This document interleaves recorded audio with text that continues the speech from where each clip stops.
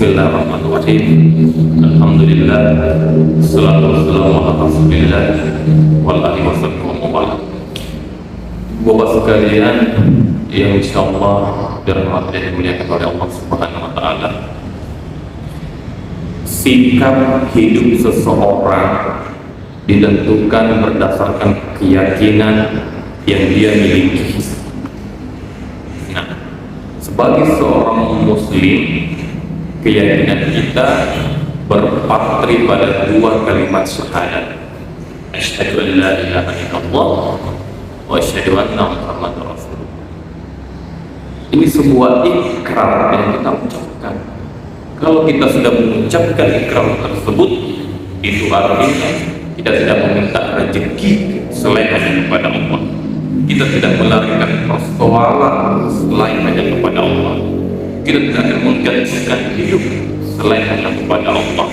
Berurat dan berakar di dalam hati, membentuk kepribadian dan mewarnai segala aktivitas kita.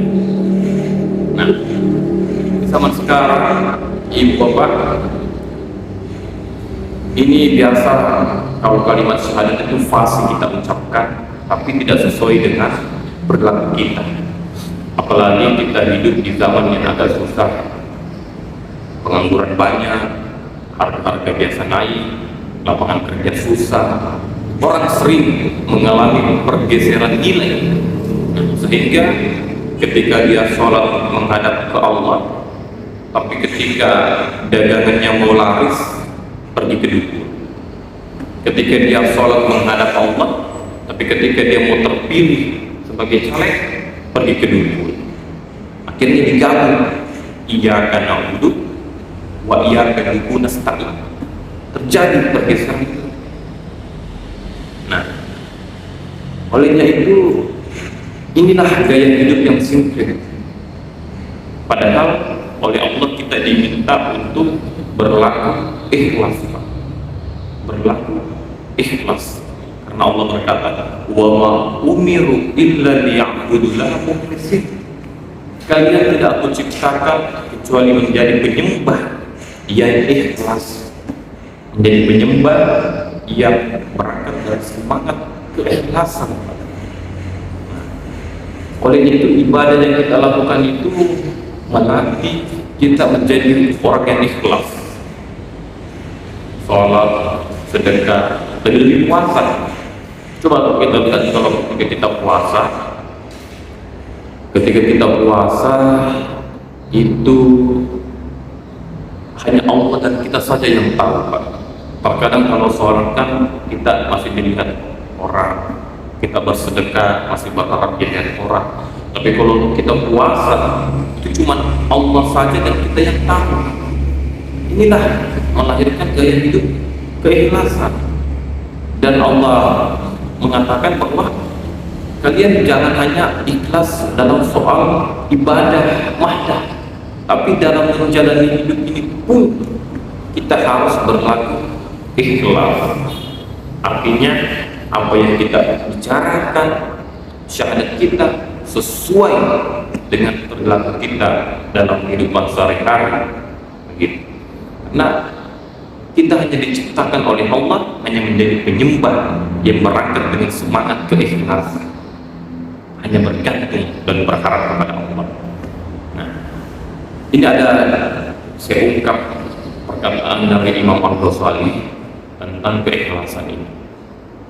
Imam Al-Ghazali mengatakan bahwa sebetulnya manusia itu mati.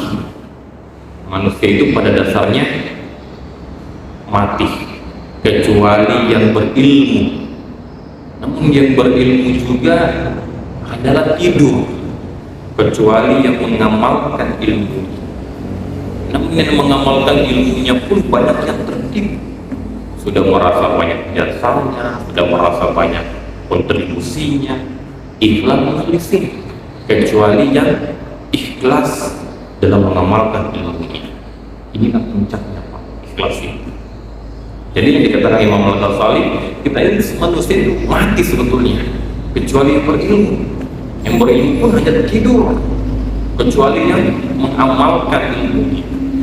Yang mengamalkan ilmunya juga banyak yang tertipu, sudah merasa banyak jasanya, merasa kontribusinya besar, ikhlas muklisin, kecuali yang ikhlas dalam mengamalkan ilmunya.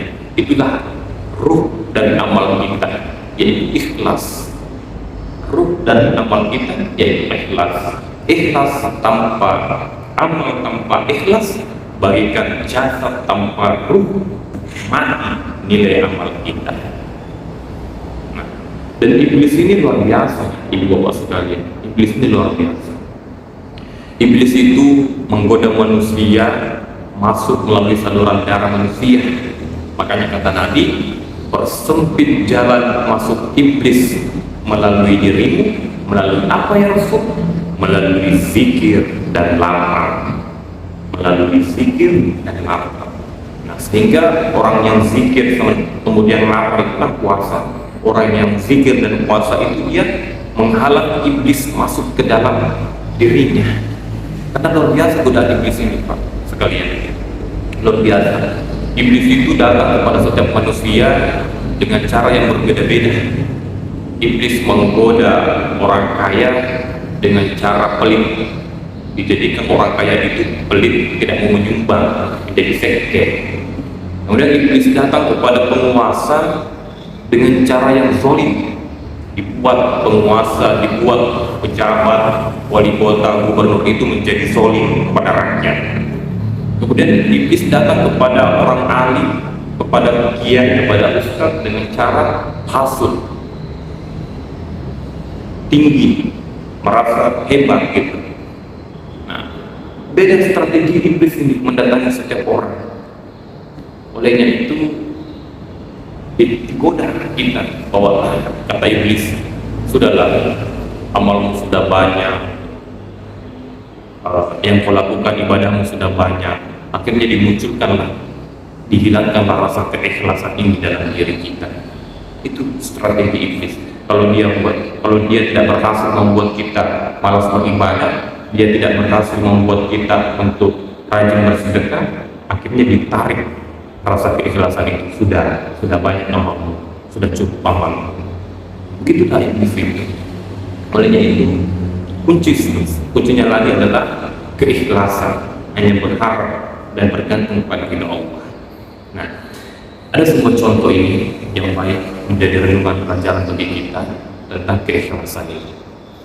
Suatu hari ada seorang guru itu punya dua murid, namanya Umar dan Ali.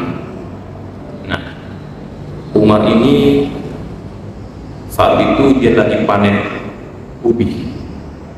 Dia panen ubinya bagus. Dia teringat sama gurunya, wah, ubi ini bagus, saya mau kasih kepada guru. Akhirnya dia pergilah sama gurunya. Dia kata, assalamualaikum guru, saya tadi panen ubi, saya lihat hasilnya bagus Pak Guru. Ini saya niatkan saya mau kasih kepada Pak Guru, semoga Pak Guru senang.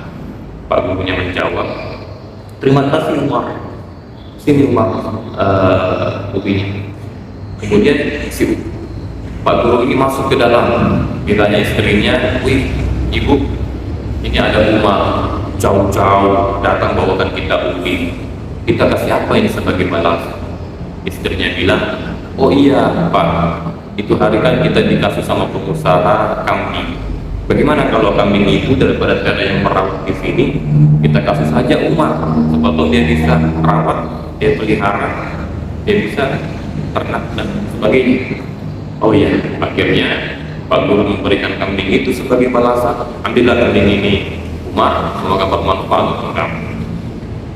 Umar senang, terima kasih Guru, dikasih kambing.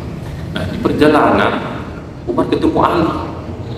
Si Ali bertanya, Umar, kambing ini dari mana Umar? Umar menjawab, oh iya, tadi ini dikasih sama Pak Guru. Saya juga heran, saya cuma kasih dia ubi, dia balas dengan kasih kambing. Baru berpikir ini Ali, wah hebat ini, Umar saja pergi bawa ubi lalu dikasih kambing. Kalau begitu saya mau bawa yang lebih daripada di bawah Umar ini. Akhirnya si Ali pergi beli durian yang lebih mahal. Pergilah Ali dibawa ke rumah Pak Guru. Assalamualaikum Pak Guru, ini ada durian saya mau belikan, memberikan kepada Pak Guru. Ikhlas Pak Guru, silakan Pak. Akhirnya Pak Guru ambil durian itu lalu masukkan ke istrinya. Bu, ini ada dibawa oleh siapa? Dibawa oleh Ali. Lebih bagus daripada dibawa Umar Tadi jadi durian. Kita kasih apa ini sebagai balasan? Ibunya bilang, istrinya bilang, bagaimana nih Pak? Sudah tidak ada lagi yang kita punya. Hanya ibu kita saja yang dikasih oleh Umar. Nah, Pak Gurunya berpikir daripada Ali pulang dengan tangan kosong, mending ubi ini saja kita kasihkan kepada Ali. Akhirnya Ali pun pergi pulang bukannya membawa kambing, tapi membawa ubi. Ibu bapak sekalian yang insya Allah rahmat Allah, inilah contoh kalau seseorang itu tidak ikhlas dan ikhlas memberi. Si Umar tadi dengan keikhlasannya pergi membawa ubi, akhirnya pulang membawa kambing. Si Ali karena tidak ikhlas pergi membawa durian, akhirnya pulang membawa ubi. Nah, beginilah potret kalau kita berharap selain hanya kepada Allah, maka bersiap-siaplah untuk kecewa. Hanya itu, semoga keikhlasan ini terus ada dalam diri kita sehingga menjadikan kita manusia yang beruntung di dunia dan di akhirat. Barakallahu fikum. Sekian, assalamualaikum warahmatullahi wabarakatuh.